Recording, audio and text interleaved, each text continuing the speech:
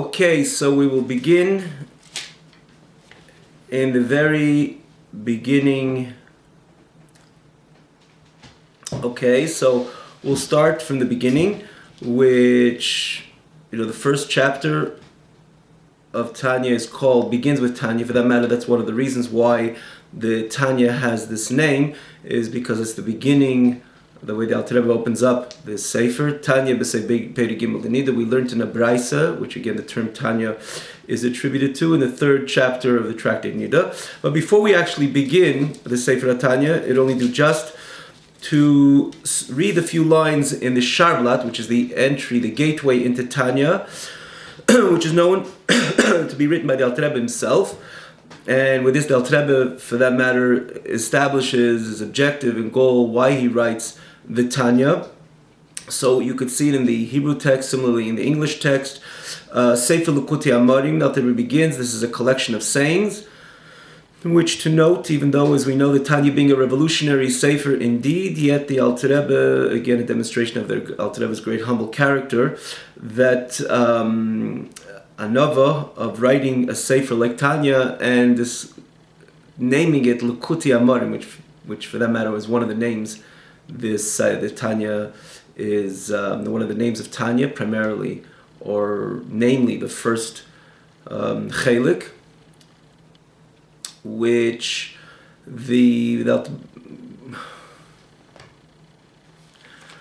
so we begin with the Sefer HaTanya, Tanya b'Sei Peri Gimel Denida. So we begin with the beginning of Tanya, but before we begin the actual Perek, which begins Tanya b'Sei Peri Gimel Denida, for that matter, one of the reasons that Tanya is called Tanya is because this is the way the Alter Rebbe opens up. He brings the Braisa in the end, the third chapter of the Tractate of Nida, which the word Tanya is one of the ways. So we begin from the first chapter. So we begin from the very beginning of Tanya. For that matter, one of the reasons why the Sefer has this name Tanya is because that's the way the Alter Rebbe opens up the Sefer with Tanya b'Sei Peri Gimel Denida. We learned the word Tanya per se is when the Talmud brings a Braisa as opposed to a Mishnah. B'Sei Peri Gimel Denida, in the third chapter of the Tractate of Nida, and so on. But before we actually begin the first Perek, it would only do just to learn these few lines, which is known to be the Alter Rebbe himself writing it, the entry, the Sharblat, the gateway into the Tanya, which the Alter Rebbe establishes his goal and his objective of writing this Sefer. So we'll start from there. You'd see it in the Hebrew text as well as in the English. Sefer Likutei Amarim. The Sefer, literally translated as a collection of sayings, to note is a demonstration of the humble character of the Alter Rebbe, despite writing such a revolutionary Sefer of the Tanya. He gives it the name Likutei Amarim, a collection of sayings. Chelik Rishon, the first chelik, too as well. Nice to point out that the Tanya itself is divided into 5 parts, 5 compartments. Likutei Amarim, Shar Yichud Emunah, Igeres HaTshuva, Igeres HaKedesh, and Kuntri Sachen, similar to the Chamisha, the number 5 we find in the Teira Shebiksav of the Chamishi Chumshei Torah, and it's known that Bank Chassidim in the past, and even attributed to, I believe, one of the Rabbeim as well, called the Tanya, the Teira Shebiksav of Teiras Achsidus, the written Torah of Teiras Achsidus, just like the actual written Torah, Teira Shebiksav, is this Yesod, is the foundation of everything which would come subsequently. All of oral Torah, all of Teira Shebal Peh, everything is hinted in Teira Shebiksav. So too, the Tanya written by the first Chabad Rebbe, the Alter Rebbe, was named the Teira Shebiksav of Teiras Achsidus, the written Torah of Teiras Achsidus, where all of the subsequent discourses of Chassidus and the hundreds of Sfarim, for that matter, starting from the Alter Rebbe and the subsequent Rabbeim, all are ultimately based and predicated on the words of Tanya. So Chelik Rishon, one of 5, Anikra b'Shem Sefer Shel Beinin, which is called the Sefer of the average, the intermediate.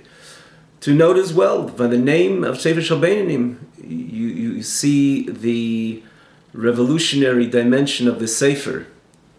the average Yid would say, what is our goal? What do we aspire to be? Is the tzaddik. To hate tzaddik. For that matter, it's the Braisa, which Alter Rebbe begins the Tanya with. To hate tzaddik, a Yid knows he has to be a tzaddik. He's not holding there yet, and he could always be better. And we ought to climb in our Avodas Hashem on a daily basis. But what's the goal and objective he has given of your child? Is to be a tzaddik. Comes Alter Rebbe and says, no. Not necessarily that that avodah of Tehit Tzaddik is for you, is pertinent to you. The objective and goal of the Yid is to be a Beinani. Revolutionary indeed. But this is one of the fundamental and central messages of the Alter Rebbe in Tanya. Need not to elaborate that the Alter Rebbe doesn't, when we say a Beinani, it doesn't mean the way it would be understood, and perhaps even there's a Yisaid in one of the interpretations in Torah of Beinani being someone who has, the average guy has a bit of mitzvahs, a bit of avedus, or to be more precise, half mitzvahs and half avedus. Chalila v'chas, chas v'shalom, to understand the Beinani in this fashion. Alter Rebbe would never say, they call it the Sefer Shel Beinani. The Alter Rebbe proves from the Talmud, in many areas of the Talmud, that the one who violates even a mitzvah, even one mitzvah, may be in speech, in action, and even in thought, is called a rasha, not only a Torah mitzvah, which is a Torah prohibition, or even a rabbinic prohibition, or it does not perform a mitzvah, a Torah command, or even, in other words, is considered a rasha, is called a rasha, but even a rabbinic command. So the Beinani ultimately is someone who is careful and scrupulous in his observance of Torah mitzvahs, in the Shasal Leisasa, and this which he is prohibited to do, and this which he is mandated to do, which is the Ramach Mitzvah Say, the 248 mitzvahs. So he's careful, again, not only in action, but in speech, and even in thought, which we know part of Torah is to keep a clean mind, to keep a mind, which is, we have other mitzvahs, also mind plays a role, when it comes to Kabbalah and other mitzvahs, which mind plays an important role. And again, in the negative side, we have to make sure that we do not entertain our minds which the Torah says is prohibited to entertain our minds with, and even so a deliberate choice to violate, even machshava, even in thought, is considered a rasha. Again, based on these different gemaras that Alter Rebbe brings. So the Beinani is someone who is careful in the entire Torah, in learning Torah and doing mitzvahs, and that's why our goals are, we have to be driven to be the Beinani. Again, the message of the Alter Rebbe in Tanya, calling the Sefer Shel Beinani. One would say, ask a question, or the question begs, if that's the case, what is the difference of the Beinani and the Tzaddik? What is the Tzaddik if the Beinani is somebody who does all that? Who is this Tzaddik? The Alter Rebbe will explain that the Tzaddik is not just a little bit of step away from the Beinani. The Tzaddik is very distant. The level of the Tzaddik is totally very distant than the level of the Beinani. But that itself, the question is, how could you be distant from somebody, and how could it be better? What can get better of somebody who is observant, who is doing the mitzvahs the way they're supposed to be done, and stays away, doesn't violate any Aveda? Again, to add this again, not only b'maisa, not only in action, even in speech, and more so in thought. And yet there's a darga which is increasingly greater than that.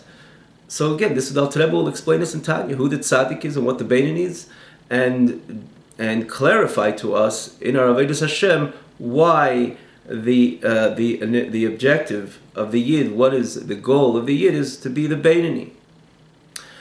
And again, we'll understand what the Tzaddik is as well as in the Tanya. So, but ultimately we see from the name of the Sefer Shel Beinani, this being the primary message. Melukot mipi Sfarim mipi Seifrim. This is a collection of the books, naturally the holy books of Seifrim, their authors, the writers, the scholars, Kadesh Elyon of supreme sanctity, Nishmasim Eden, of their neshamas being in Gan Eden, which it says that Alter Rebbe was referring to his masters, primarily the Mizitch Magid, and his master, the Baal Shem Tov. Even though, would add, Alter Rebbe himself points out, Bani Leibasi, he's here to explain to us many insights of the esoteric parts of Torah, Kabbalah, Zohar, etc., and other Svarim. And is here to explain it to us in a way of Chabad. For that reason, that's why it is called Chassidus Chabad, starting from the Alter Rebbe, which was the first Rebbe in the Chabad dynasty. Chabad is the acronym of Chochma Bina Das.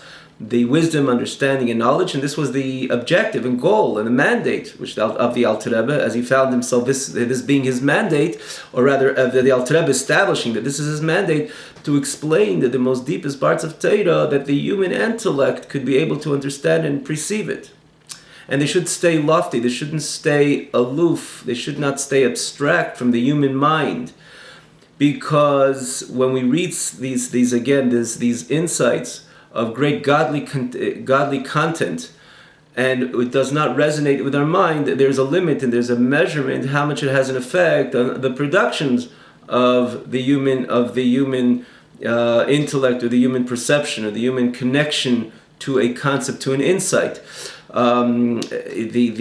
For example, take the Gemara. Before the Gemara says, "Ganva pumachtar terachmanekari." In other words, before we quote this Gemara, if when you understand something thoroughly in any subject, for that matter, not only in Torah subjects, in any subject in life, the more you understand it, the more thorough you understand it, the more the production. In other words, what it follows a healthier connection, a healthier feeling to it. If it's something good, you understand it thoroughly. You have a comprehensive understanding on the matter. You will develop a drive to it. In this case, it would be ahava, love, liking of something, loving, connecting to it, loving it. And if it's something which you understand that it demands a feeling of fear and awe or reverence of it, the more you understand it with your mind, the more that would produce a feeling of awe and reverence. Because it all depends. In other words, the establishment of midas, of feelings, are a clear derivative or a result, a consequence, as the Alter Rebbe called it, children, the offsprings, the production of meichin, of understanding. Like I mentioned before, it's in any matter of life. The more thorough you understand something, the more you'll have the feelings will be more genuine.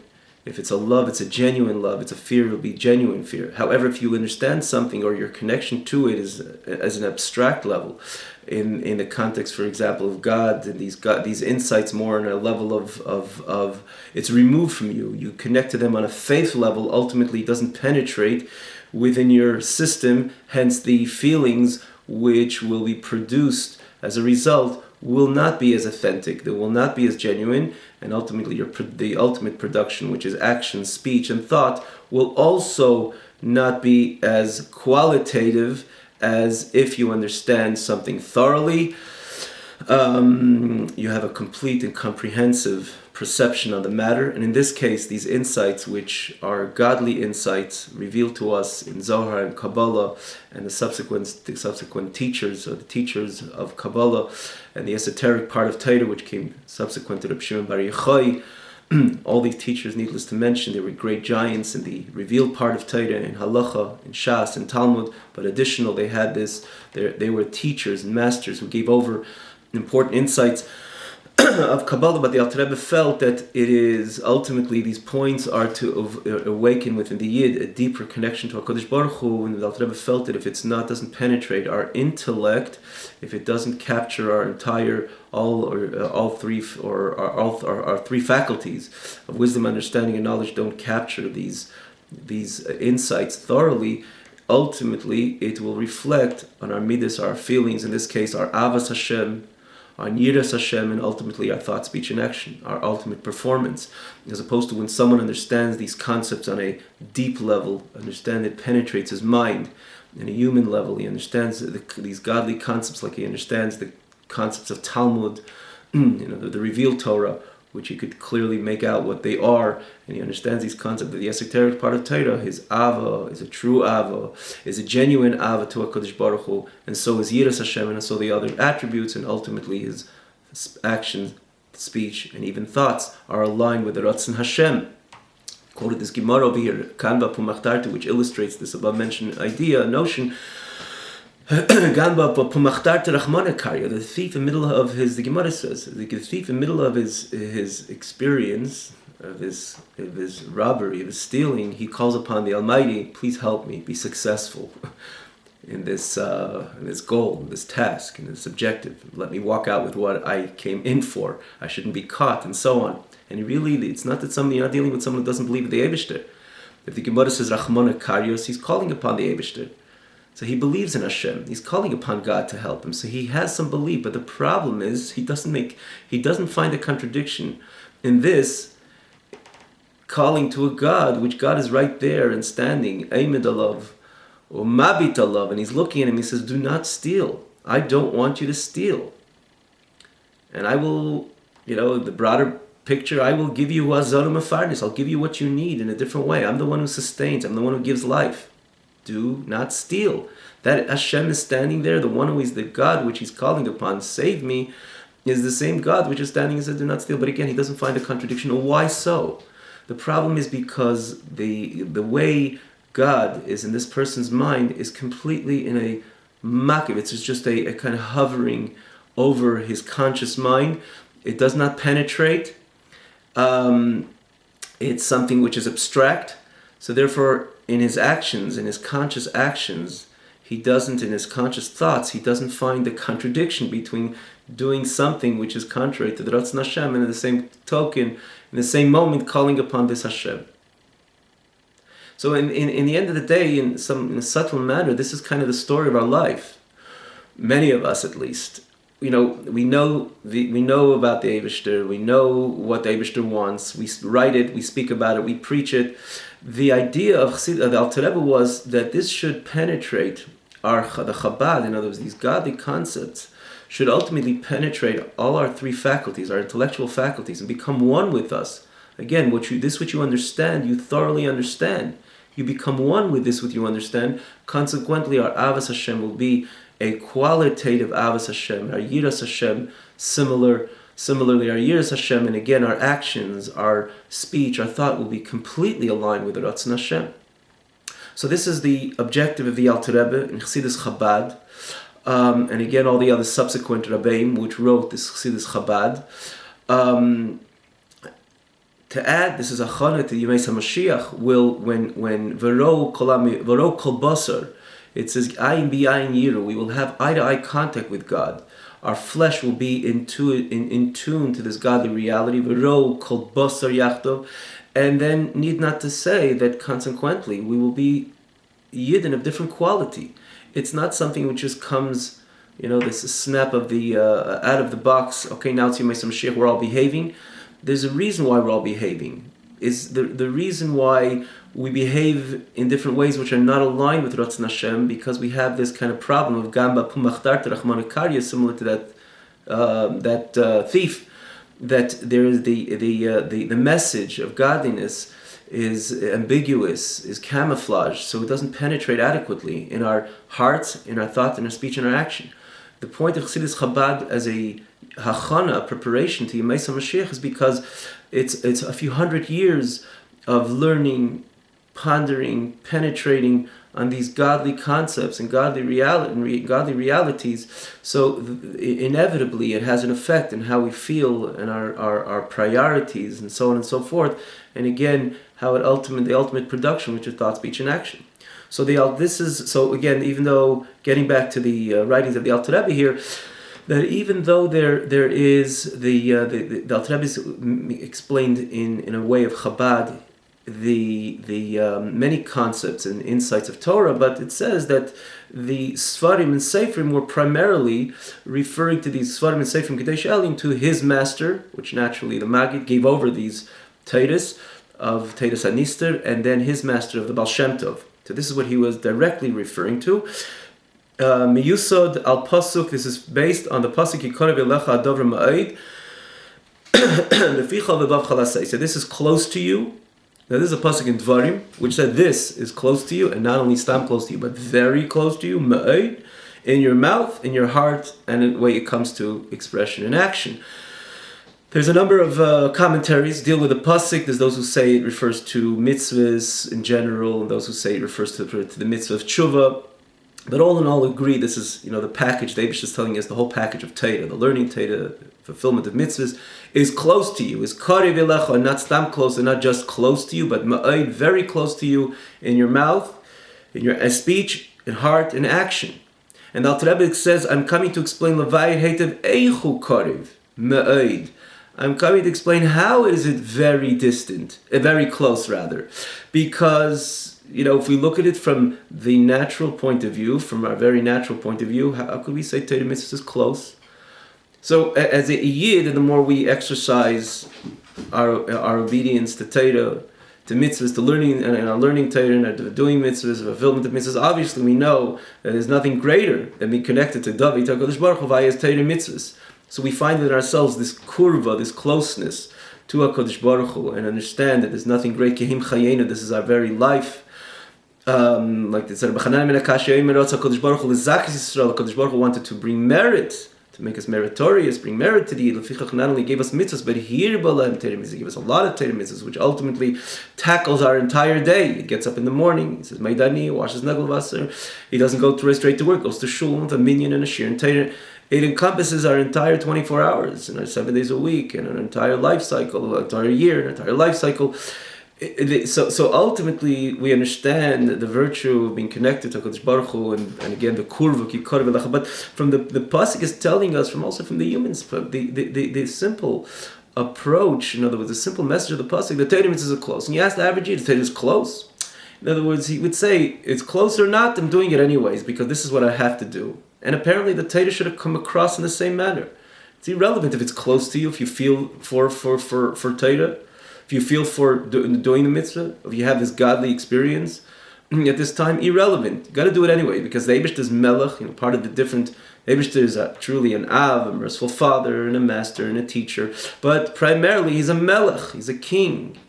He's a melech malchei hamlachim. He's a king of all kings, and we are his subjects, and we have the schus to be his subject, because a melech, which is teva tev lehetiv, is essentially tev and lehetiv and does good. He is the Eibishter. He is God, and therefore we have to constantly stand in subordinates, in submission to him and to what he has to say. Kablu malchusi and kablu gzereisai, my malchus and my gzeres, my decrees. If that would be the message of Torah, that's not a problem. But Torah doesn't say that. It doesn't say if it's karev or not, you got to do it. Which again would make sense to the human mind. Torah says to that very human mind, more than that, it's karev, it's close. And not only it's karev miyait, it's very close. Is Torah mitzvah very close? Would we say that if somebody tell the human being, to you're hungry, eat, you could say that's close. You gravitate to the consumption of this food, or to the food in order to consume it, because this is karev to you. This is what you're inclined to. This is instinct, an instinct connection to something which satisfies you, gratifies you. To say that Torah is to look at Torah mitzvahs in the same way. Periodically, but Torah is not a matter of periodically when you're inspired, you're in a good mood, or when you're in some type of a divine under divine inspiration. Torah says, Ki karev elecha. Torah mitzvah is close to you. When? Always. That's what Torah mitzvah is. And ma'id, very close to you. And the question is it? And to many people, or to the average human being, again, someone who's uplifted and he lifts himself up in practicing Torah mitzvahs for so many years, or a long period, for a long and consistent period, obviously he there's nothing else other than Torah mitzvahs. But again, Torah l'reif tedaber, Torah speaking to the masses. So the Alter Rebbe says, I'm here to explain how is it karev ma'id, how is it close. And Alter Rebbe said, this is the point and this is the objective of the Sefer HaTanya. And when we learn Tanya, we will know this and we will feel this, and it will be clear to us in our conscious mind, even in our human approach, that Torah, from our human approach, that Torah is karev ma'id. And Alter Rebbe says, B'derech harucha uktzara be'ezras Hashem yizbarach. I'm going to explain this to you in a long and short way, be'ezras Hashem, and with the help of Hashem, blessed be He. So we will try to explain even this harucha in a way of ktsara. We'll try to be brief in this term. What does it mean? I will translate it. I'll convey this to you. The eichu karev ma'id, how this is very close, in a long and short way. If it's a short, where's the long way? And what's the point of the long way? And if there's only the long way, so what is this about the ktsara? What is this the short way? And again, if there's only a short way, what do we need a long way? But the Alter Rebbe says over here, ultimately, the message of the Alter Rebbe in Tanya, again, we will try to keep this brief. The Ktsara over here there's a short way, clear, black and white. What is the Yid? The Yid is one who has a neshama. What is this neshama? It's a chelik l'kami mal. It's part of HaKadosh Baruch Hu. What do you need more? It's a part of HaKadosh Baruch Hu. What is the natural and innate drive of a Yid?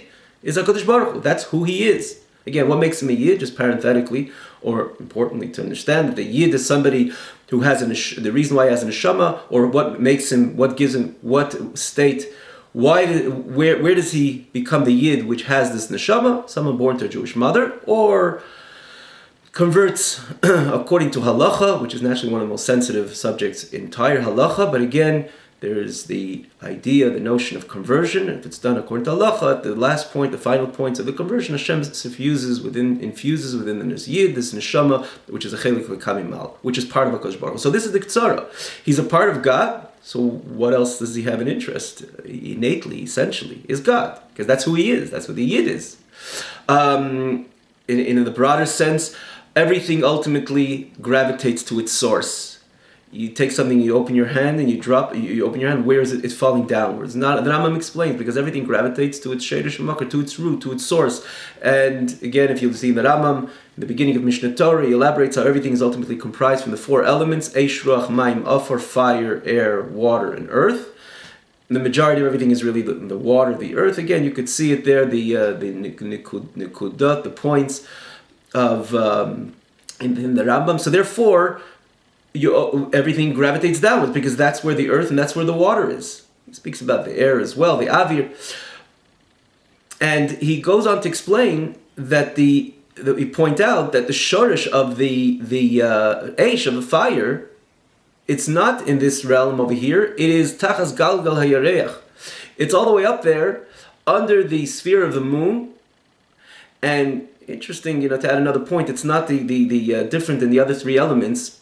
It's the substance is not actually fire the way we see it over here. In other words, the earth, the shayrish, the source and the root of the earth, or the water for that matter, or the air, the avir, is the same as the way in other words, as the actual earth. If you pick up a piece of earth, the shayrish is down, the source is way below, but it's the same substance. The Rambam says the eish, the fire, the lamaila, the source of fire, its substance is not the fire we know it down here. But again, not to go off track, and therefore it says, and therefore actually, as we see it, fire, different than everything else in Olam Hazeh, in this physical world, ascends on high, because not that it's different in its appearance. It's so different than everything else what we find in Olam Hazeh. Everything gravitates downwards, and this ascends on high. But what the backdrop of it is the same. Because the Sheirosh Makar, the source of fire, is on high, therefore the fire has a constant interest to ascend on high and to leave the wick. That's why it's jumpy, because it's trying to leave the wick to be consumed in its own source. Because again, what we understand from all this, that ultimately everything gravitates to its Sheirosh Makar, to its source and root. The Yid is a part of HaKadosh Baruch Hu. Chelik l'kami mal. The Yid has within him a part of HaKadosh Baruch Hu. So what is the innate interest and drive of the Yid? Is to be davek, to be clean to HaKadosh Baruch Hu. That's the Ktsara. That's the story of every single Yid. The question is, why isn't it? Where do we see it? Why don't we see it overtly?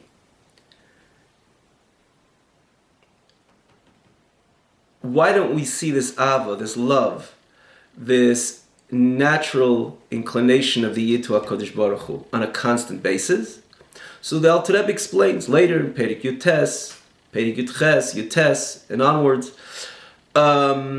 Interestingly, to note that the pasuk it says Kinei Hashem Nishmas Adam, that the neshama is similar to a candle, to a fire, which is, you see it so clearly that it's constantly trying to leave the wick and cleave and become one and be consumed in its source. So too Nishmas Adam, the neshama of a Yid by nature has one. A Yid has one heart to HaKadosh Baruch Hu, to Hashem. The question is, why don't we see it on the surface and on a constant basis? So there again, that's kind of the question. In other words, the Ktsara over here is, this is the fact, this is black and white, this is the beginning, this is the end. The Yid is a chelik l'kami mal, the Yid has, it's karev, nothing else is, it's not only close, as the Alter Rebbe says in the 18th chapter, this is who he is. It's not only close that you're here and Elokus, godliness is there, and it's close in proximity and in your interest and drive. It's close because this is who you are. You're a chelik al-kamimal. That's the Ktsara. Why don't we see it on the surface, and why don't we see it on a constant basis? That's Alter Rebbe is going to explain. It's because the Yid has kind of, with his own, deliberately, has camouflaged the message or that reality of God via his actions, which I'm not going to go through the whole thing over here, but every aved, every sin and inappropriate conduct, the person throws over another layer over the purity and the innocence of his neshama. That neshama, which is a part of God and has no other interest than becoming one with Hashem or uniting with its source, which is God. And whatever it would take, but when you throw over layers over a diamond, you don't see the shine of the diamond. The shine of the diamond doesn't come across in a way that it would satisfy and it would fulfill its objective and goal as a diamond which shines and demonstrates beauty or to the one who's wearing it. And similarly, every sin, Alter Rebbe writes, a sack to clip of, like a sack. You put your neshama, the person puts his neshama in a sack when his thought, speech, and action are not aligned with the Ratzon HaKadosh Baruch Hu. So it's not that it's not there, it's there, and it's in full tact. The problem is it's not in its state of expression or manifestation. Why isn't it so? It's ultimately because of the Yid's own decisions, his bchira, his choice, where he allowed himself to throw, again, via his thought, speech, and inappropriate thought, speech, and action, to throw over these covers and these layers over his pure and innocent neshama. For that matter, the Alter Rebbe goes further and says, at certain times when the Yidden over the 3,300 years, bitter history which Am Yisrael experienced, and even before that, that hundreds of thousands and many more over the years, even starting from Avraham Avinu, before Matan Torah, they were tested. When they came to the test of Emunas Hashem, faith of announcing or renouncing the oneness of Hashem, they gave their life up. They were ready to expire, literally to be killed, not to even for a second, or even the most external fashion, which means bowing down, prostrating to an idol, or verbally saying the words, renouncing the oneness of Hashem, which takes a few seconds. It's just an external expression, in a sense that the Yid would kind of tell the Eibishter, I'm with you, I'm going to continue with you, but I'm just going to say that. No, the Yid gave of his life not to utter the words, chas v'shalom, words which renounce the oneness of Hashem, or even for a quick moment to bow down to this idol, Chan and her 7 sons, the classic story. I say hundreds of thousands, again, many more. For example, last generation we had the 6 million, but then even then they went to their death marching or announcing Shema Yisrael Hashem Elokeinu Hashem Echad. But we're talking about times when Yidden had the clear decision to spare their life or they know their life was online if they didn't renounce the oneness of Hashem. And the Yid, this average Yid, and again Alter Rebbe points out later, it wasn't the scholarly, it wasn't particularly the pious. And Alter Rebbe even says Peishi Yisrael Rishoyim Kal Shebekalim, the Lashon Alter Rebbe Yim Mishiyeh. And this is again documented in our history, people who weren't even so observant when it came to the test of renouncing or announcing the oneness of Hashem, they were ready to give up their life all the way till the end. And where does this come from? Yesterday you weren't aligned with Ratzon Hashem. 2 days ago you weren't. A year ago you weren't. All of a sudden you're put to test, and all of a sudden you're ready to expire, leave yourself, your whole family behind, whatever, all these bitter consequences as a result of a Yid giving up his life al Kedushas Hashem. And the answer is yes. At that point, there's no way to camouflage the message of Achdus Hashem. The Payels, Alter Rebbe explains later that based on the Medrash, that every mitzvah is Anechi Hashem Elokecha. Every sin is Lei Lechilik Kim Acherim Al Pani, you shall not have any other God in front of me. In other words, Chas v'Shalom, a person should not have any connection to Avodah Zarah, which is the Avodah of idolatry. And again, the mitzvah is Anechi Hashem Elokecha, I am your God. And Alter Rebbe again brings this medrash to tell us that every single mitzvah is ultimately Avodah Zarah. And in other words, every single mitzvah is the Anechi Hashem L'Kecha, the positive mitzvah of Avodah Zarah, and every Avodah is the negative mitzvah of Leila Chalikim Acherim. And therefore we have to be careful in every mitzvah similar to one stands al Kedushas Hashem. But again, this is part of the message of the Alter Rebbe, Yud Ches, Yud Tes, Chaf, and onwards, basically the part which is from Yud Ches till Chavav, he gives us that message. But again, ultimately, this is the way it ultimately truly is, that every mitzvah person has to look at it in that manner. But there at least, the Yetzer Hara could come and mix or bring blurry to that message. and say, well, really, you're not disconnecting yourself from HaKadosh Baruch Hu. You're not renouncing the oneness of Hashem if you're eating that, speaking that, looking there, thinking that, Rahman al-Itzlan. And that's why it's not the truth, as the Gemara says, Ein adam chayte Eloi nichnas beiruach shtus. It's a spirit of folly. It's not true, because every Aveda Rahman al-Itzlan disconnects a Yid with HaKadosh Baruch Hu. Every mitzvah connects a Yid with HaKadosh Baruch Hu. But this is where the Yetzer Hara finds his loophole to say, I'm going to convince, and as it unfortunately he does. He shouldn't. We hope he won't. We hope he'll get it straight. But he finds that a way to enter into the psyche of the human being when it comes clearly black and white of renouncing the oneness of Hashem. The Yid knows that there's nothing to translate. I cannot say I'm going to announce or renounce the oneness of Hashem, and yet in the same moment be aligned with announcing the Hashem Echad. You can't. And what if it's just an external expression? It's irrelevant. The Yid is Chelik Elokam. Yid has a Chelik Elokam Imal. The Yid is part and parcel of this HaKadosh Baruch Hu. Just like God cannot deny God, just for using those words, the Yid cannot, the famous expression, Yid nicht will, nicht ken sein abgerissen von dem Eibishter. Essentially, a Yid, not he wants to, not he can, because that is who his core is. He has a part of God within him. So he cannot deny the reality of God. And to what extent is he ready to go for? Everything else is irrelevant. What's the difference what happened with his body? His body is not the real him. The body is not the real core. It means take his body away. He's ready to get rid of his body, to expire completely, to leave everything behind. Because these are all secondary. The core of the Yid, this is the Ktsara, the core of the Yid is a Chelik Elokam Imal. And if he came to the test of Kedushas Hashem, he would give up his life. And again, as we saw it in our history, that in a bitter history for hundreds and thousands of years, Yidden, hundreds of thousands, probably more, gave up their life, and many of them were simple Ami Ha'aretz, laymen, non-scholarly, non-pious, and more than that, Rishayim, Peish Yisrael, people who were not aligned with Ratzon, with the Torah mitzvahs on their daily basis, on a daily basis. And the answer is because this is who the Yid is. And other times, and the reason why he's not throughout the rest of the time is because nichnas beiruach shtus. It's not the emes. This is the way, the loophole, the entry of the Yetzer Hara to say, no, you're not, even though the Yid is, as we mentioned before. So this is the Ktsara. Yet the Alter Rebbe in Tanya, in the same Tanya, explains as a derech haruka, because ultimately we're not tested on a frequent basis, and as Hashem, we should not ever be tested, and we should never experience the experience of Yidden in the past. We should only enter more and more in brighter times. We should never have these challenges and these trials of emunas Hashem, of our faith and observance of Torah mitzvahs. But what happens to that Yid, which things are normal? And again, we ask the Eibishter should always be normal and better than that. And always the Eibishter should continue giving us brachas and hashpa'is tevis. They should be able to serve God with besimcha v'tiv levav, with joy and gladness of heart. But what happens in those times that you don't see that clear picture? As a result, there is that sense of clarity which exists when a person is put to test and to trial is not on the surface. In other words, we can't attain it easily. It's not something which is the norm. So what do? Can we serve HaKadosh Baruch Hu yet with excitement, with love, with fear, and again, true, genuine love and fear?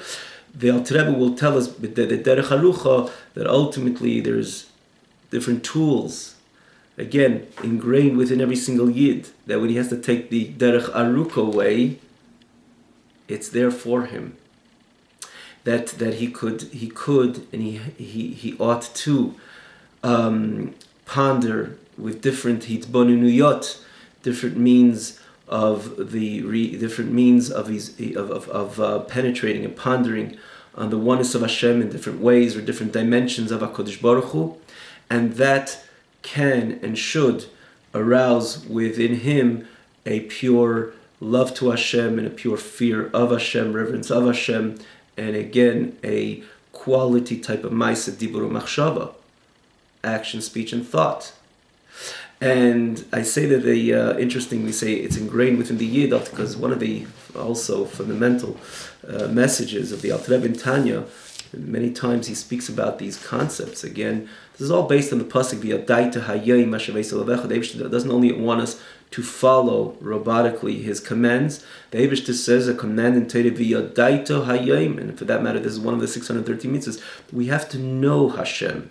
We have to exercise our minds, our intellect, our chabad, our intellectual faculties in knowledge of God. It's a mitzvah in the Torah. And the Torah, it says, this would turn your interest, in other words, your focus, your lev, will be a different lev expression when it will be preceded by v'yadaita hayayim. And the Rambam, starting from the Rambam himself, in Hilchos Tshuva, I believe it's chapter Tes or Yud, he speaks of the importance of Chachma. Interesting, he uses the Lashon Chachma Bina Das there.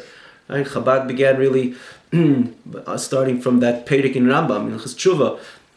You see that uses, you can see there, uses the same lashon as Chachma Bina Das, because the Rambam speaks there about Avas Hashem. He says you cannot love Hashem if you do not know Hashem. So there's therefore he elaborates there on the mitzvah of Yadaito, because the Yid has to love HaKadosh Baruch Hu. And love is not a badge, and not Yirah Shamayim, it's not a label, it's true liking and loving. Lashon of the Rambam there Chaylas Avo, to become even sick love. Lovesick for Hashem. And how do we do that? We do that only by thoroughly understanding these godly concepts and these godly realities, which the Alter Rebbe, again, in this the other derech, the derech haruka, will show us that within us we have this ability, or we have these tools and this information, which is part and parcel of the Yid, to understand these concepts, again, consequently, to develop a Ava and Yira and Machshava Dibur Maisa truly aligned with the way the Eibishter wants the Ava, the Yira, and Machshava Dibur Maisa, the Yid to be. Have a great evening.